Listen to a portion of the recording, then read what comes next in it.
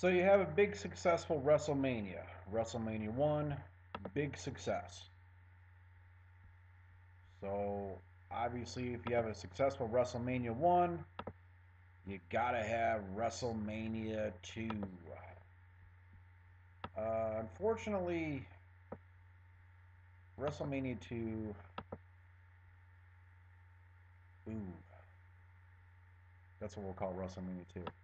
WrestleMania 2 was the second annual wrestling pay-per-view produced by the WWF. It actually had a lot of firsts, actually, for WrestleMania. It was actually the very first WrestleMania to uh, take part on a Monday. So usually a lot of the pay-per-views are customary to appear on a Sunday. This one appeared on a Monday, and is still the only WrestleMania 2 ever appear on a Monday. Uh, Monday, April 7th, 1986. It's also, too, the only WrestleMania to take part in three different venues. You had a New York venue, you had an Illinois venue, and then you had a California venue. Each venue had a main event as well as an undercard. And each venue had a commentating team, of course. And you had one celebrity per venue. Um, Again, WrestleMania 2 was taglined as the premier sporting event of the year. What the world is coming to. I kind of like mine as WrestleMania 2. Ooh. But we'll get down to the card in a second. The commentating team you had in your New York venue, you had Vince McMahon and Susan St. James.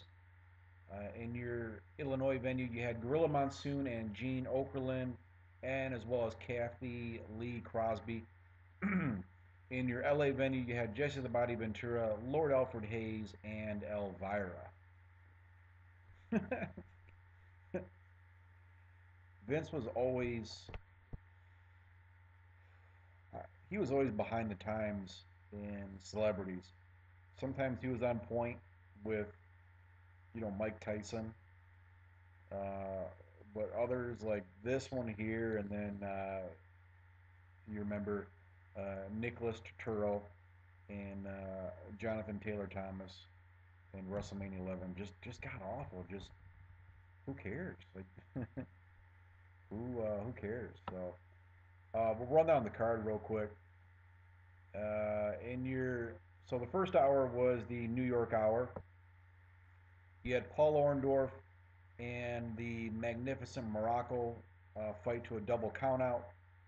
Second match was the Intercontinental Champion Macho Man Randy Savage defeated George the Animal Steele. The third match was Jake the Snake Roberts. He defeated George Wells. Jake the Snake actually put Damien on George Wells, and as he was slithering onto George Wells ended up vomiting. So that's pretty funny. In your last match, you had a boxing match. Pitted Roddy Piper versus Mr. T. Um, to give credit to Roddy Piper doing everything he could to make this match.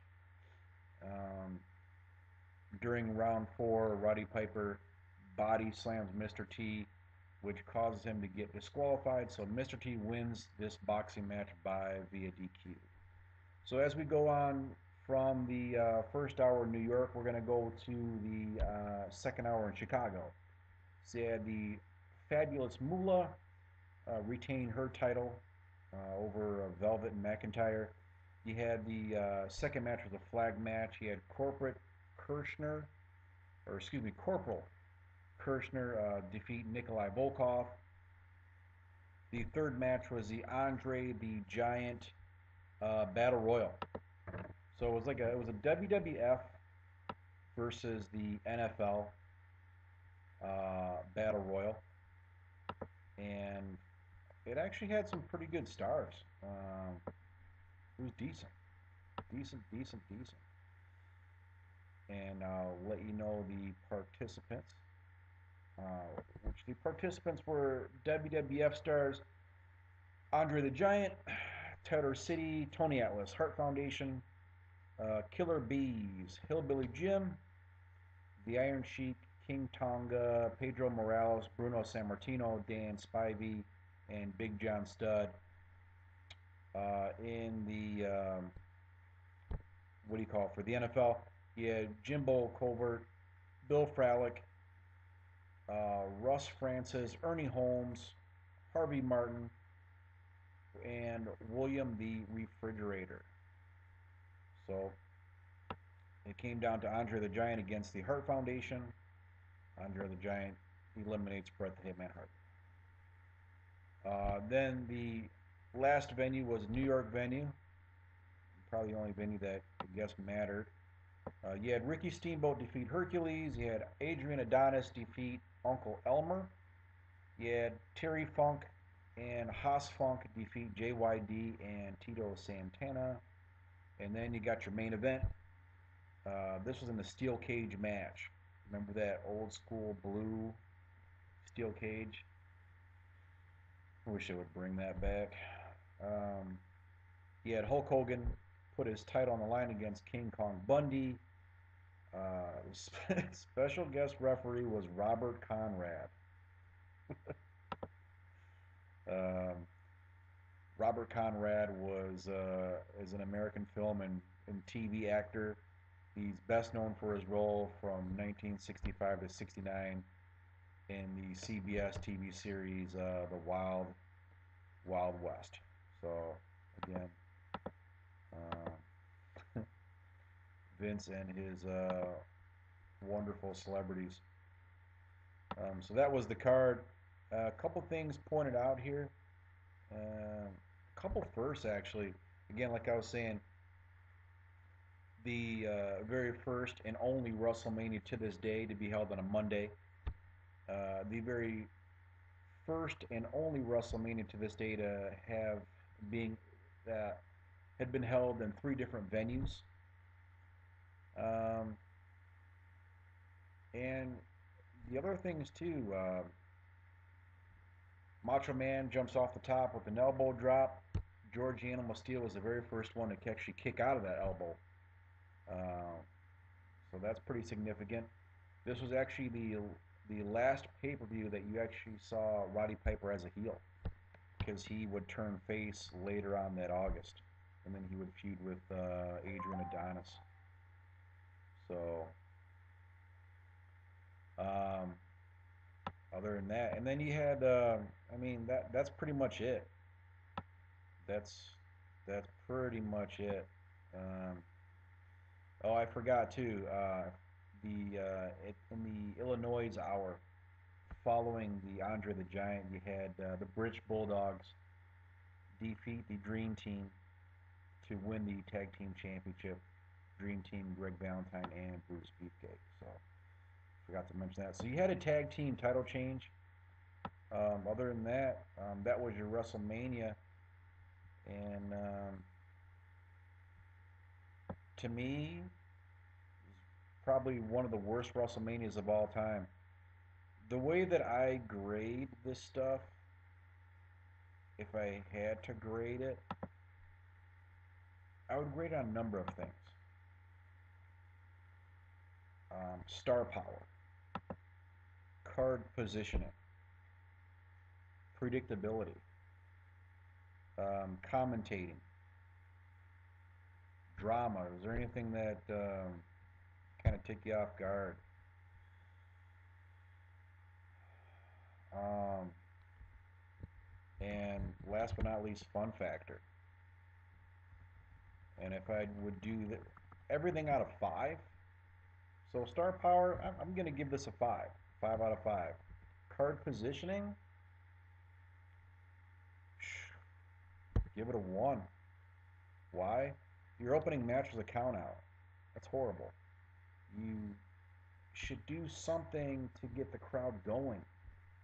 You know, why would you have your first match a count out? And then your second match was for the IC title. We don't get that either. Why would you put your IC title match at the very top? So card positioning 1. Predictability. I don't know. I'd probably give it like a 3. Commentating team, awful. It's a 1. That's one thing about this WrestleMania. It had horrible matches and horrible commentating. And when you have that, you probably have the worst WrestleMania of all time. Drama, 1. Fun factor, 1. So 5, 10, 15, 20, 25, 30. Out of 30 possible points, you have 12. You have 12 out of 30. And that is going to give you a... Ooh. That's what that gives you. So yeah, 40%. So this WrestleMania earns a 40%. Again, the next WrestleMania is one of the best WrestleManias of all time, one of the best pay-per-views of all time. So definitely look forward and stay tuned for that one, because everything that WrestleMania 3 was, the memories, the nostalgia. I was actually raised in Pontiac. Um, I still drive by the Silverdome to this day.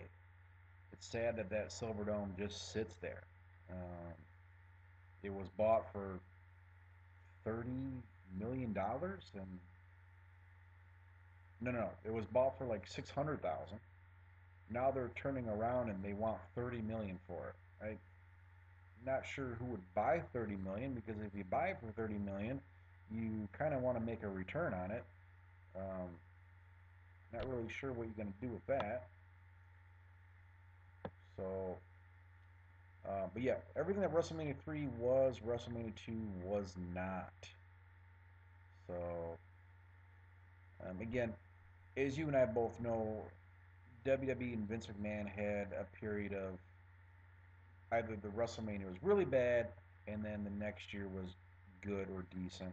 Then the next year was bad, good, bad, good. It not always followed that, but there were a lot of them that that would follow that. WrestleMania 1, okay, bad. WrestleMania 2, bad. Um, so they both score as an F, anyways. So WrestleMania 3, awesome WrestleMania. A lot of people agree it's the best WrestleMania of all time. It's definitely in my top 5. So definitely, oh, my dog's actually snoring. If you want to listen to his dog, he's out, man. He's out. And that's my cat up there, Chelly. She's just chilling, man. She's just chilling, just admiring the view. So, all right, guys, we'll see you for the next one. The next one's WrestleMania 3, bigger, badder, better. Stay tuned.